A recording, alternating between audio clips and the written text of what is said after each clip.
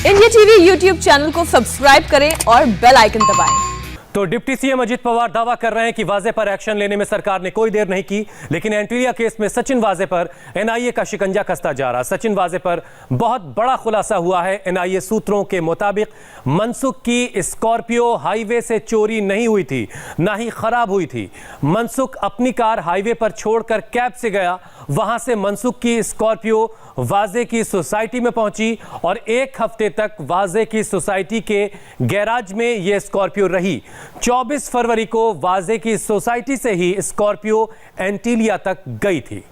सचिन वाजे पर एक और बड़ा खुलासा हुआ है। स्कॉर्पियो के सोसाइटी के अंदर आने के सबूत मिटाने के लिए वाजे ने अपनी सोसाइटी के में जो सीसीटीवी का डीवीआर था उसे निकलवा लिया। वाजे के सहयोगी रियाज काजी ने सोसाइटी के सेक्रेटरी को ऑफिशियल लेटर लिखकर 2 डीवीआर लिए। सवाल यह है कि विस्फोटक केस में वाजे की सोसाइटी के सीसीटीवी फुटेज की जरूरत क्यों पड़ी। सिर्फ इतना ही नहीं, सचिन वाजे ने सोसाइटी के डीवीआर से लेकर नंबर प्लेट वाले से लिए गए डीवीआर को पुलिस के रिकॉर्ड में दर्ज नहीं किया है। तो ये बड़े खुलासे हो रहे हैं। सचिन वाजे और स्कॉर्पियो की मिस्ट्री क्या है?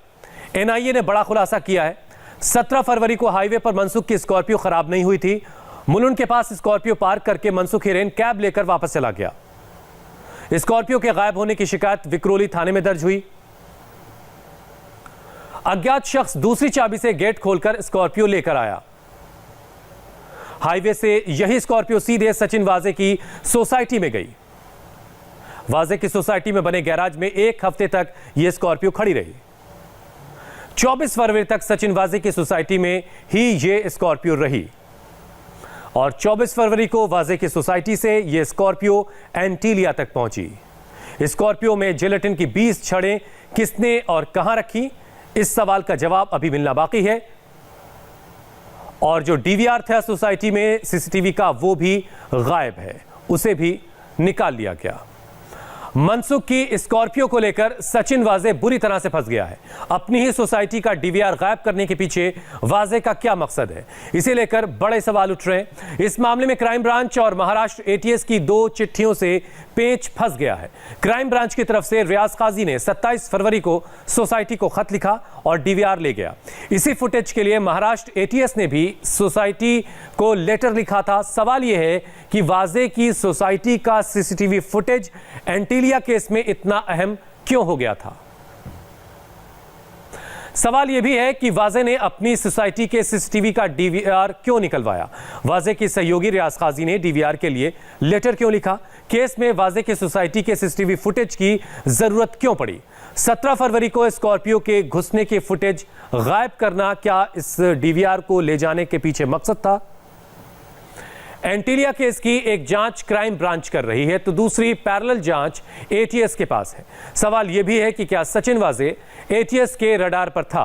ठाणे एटीएस ने वाजे की सोसाइटी को लिखा लेटर। 1 मार्च को सीसीटीवी फुटेज के लिए यह लेटर लिखा गया। 17 से 28 फरवरी का फुटेज देने के लिए लिखा गया यह खत। वाजे का सहयोगी रियाज 27 फरवरी को फुटेज लेकर गया। क्या वाजे को एटीएस के एक्शन की खबर मिल गई थी। सचिन वाजे विस्फोटक केस में पूरी तरह से फंस गया है। वाजे पर एक और खुलासा हुआ है। सचिन ने 25 फरवरी से लेकर 1 मार्च तक जो भी जांच की, उसमें बड़ा गड़बड़ झाला है। मनसुख की स्कॉर्पियो की चोरी हुई, लेकिन जांच कर रहे वाजे ने इसे पुलिस के रिकॉर्ड में नहीं दिखाया। वाजे ने अपनी ही सोसाइटी के सीसीटीवी का डीवीआर लिया। ये सारी चीजें हो रही थी। मतलब यह कि बुरी तरह से सचिन वाजे इस पूरे मामले में उलझता हुआ दिखाई दे रहा है। राजीव सिंह हमारे संवाददाता इस वक्त हमारे साथ जुड़े हुए। राजीव, एक एक करके कई अहम बातें सामने आ रही हैं। अभी एनआईए की जांच कहां तक पहुंची इन तमाम जो खुलासे हो रहे हैं इनके साथ? देखिए, अब एनआईए के सामने सबसे बड़ा सवाल यह है कि इस पूरे मामले में, इस पूरी कॉन्स्पिरेंसी में क्या सिर्फ सचिन वाजे अकेले शामिल थे या फिर वाकई में कोई बड़ा नाम है जो सचिन वजह के पीछे इस पूरी कॉन्स्पिरेसी का मास्टरमाइंड है, उस नाम को तलाशा जा रहा है। सबसे अहम बात है, इंडिया टीवी के पास में जो खत है जो कि सचिन वजह के साथी एपीआई रियाज काजी ने साकेत नाम की उस सोसाइटी को लिखा है जिसमें सचिन वजह रहते थे, उसमें उन्होंने 27 फरवरी को लेटर लिखकर जो डीवीआर अपने कब्जे में लिया है उस डीवीआर को उन्होंने क्राइम ब्रांच के रिकॉर्ड में नहीं दिखाया। अगर कोई भी इन्वेस्टिगेटिंग एजेंसी कहीं जाती है, कुछ रिकवर होता है तो उसे बाकायदा फाइलों में दर्ज किया जाता है, दिखाया जाता है। तो उसके अलावा जगह जगह से जो तमाम सबूत इकट्ठा किए गए, उन हर एक चीज़ को कलेक्ट करने के बाद में सचिन वजह की टीम ने उसको कहीं पर भी आधिकारिक तौर पर रिकॉर्ड में नहीं दिखाया। क्राइम ब्रांच भी ये बात आधिकारिक तौर पर मान रही है।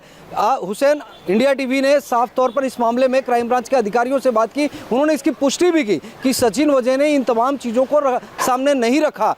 तो अब सबसे बड़ा सवाल ये उठता है कि सचिन वजह को 26 तारीख को इस मामले की जिम्मेदारी सौंपी जाती है। सचिन वजह 26 तारीख को जिम्मेदारी मिलने के बाद में अपनी सोसाइटी में किस बात का इन्वेस्टिगेशन करने के लिए जाते हैं? क्या सचिन वजह को अपनी सोसाइटी में किसको लेकर शक हो गया था?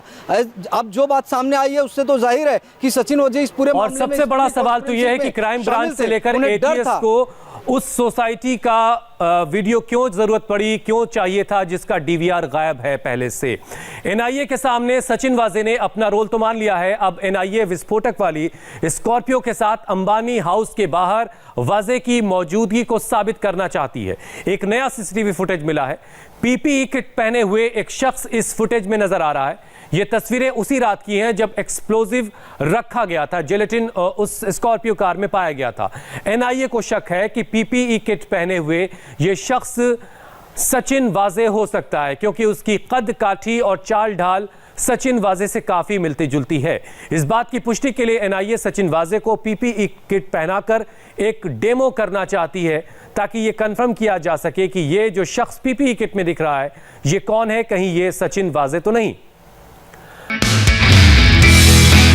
नमस्ते, मैं हूं मीनाक्षी जोशी। वीडियो और खबरों से अपडेट रहने के लिए India TV YouTube channel subscribe करें, बेल आइकन दबाना ना भूलें। जुड़े रहें इंडिया टीवी के साथ।